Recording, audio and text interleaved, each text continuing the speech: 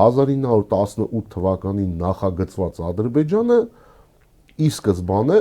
հենց առաջին հակառուսաստանն էր, որովհետև այդ պետությունը նախագծող թուրք սպաները, Օսմանյան կայսրության սպաները նախագծել էին մի գոյացություն, որը պետք է մի կողմից Իրանից տարածքներ վերցնի, մյուս կողմից հանդիսանա պլացդարմ Ռուսաստանից տարածքներ պոկելու համար։ Սերգեյ Մանասարյանն է օրինակ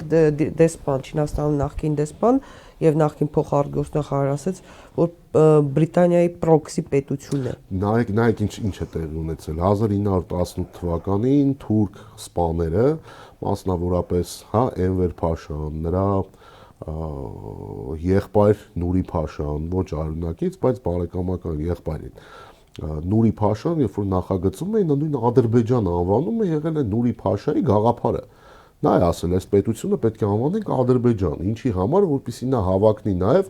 Արաքսից հարավ ընկած այդ իրանական Ադրբեջանին, այսպես ասած։ Հիմա ամիսներ անց Օսմանյան կայսրությունը Մուդրոսում կապիտուլացվեց եւ առաջին համաշխարհային պատերազմը ավարտվեց, այս տարածաշրջանում թուրքերը այստեղից դուրս եկան բրիտանացիները։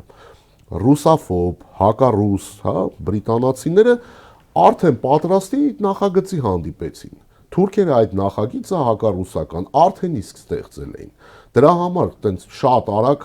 այսպես ասենք, թափները դրեցին այս նախագծի վրա, դրա համար էին ամեն ինչ անում, որպեսզի Լեռնային Ղարաբաղը խցկեն Ադրբեջանի կազմում, այս նախագիծը իրենք պետք է Ռուսաստանի դեմ օգտագործեին։ Ու խորհրդային առաջի շրջանի այդ բոլշևիկները ուղղակի չունեցան այդ հաշվարկները, գուցե նաև իմաստությունը, գիտեմ, տարբեր պատճառներով, որպեսզի հասկանան այն օձը, որ իրենք տաքացնում են, վաղը իրենց կծելու է։ Այսօրվա Ռուսաստանը, հուսով եմ բոլորը դա տեսնում են, դա զգում է, դա տեսնում է, որովհետև առանց նվաճված Ղարաբաղի Ադրբեջանը Ռուսաստանի հետ կապված հարաբերություններում այլ վարքագիծ է ցուցաբերել։ Նվաճված առանց հայերի Ղարաբաղով Ադրբեջանը այսօր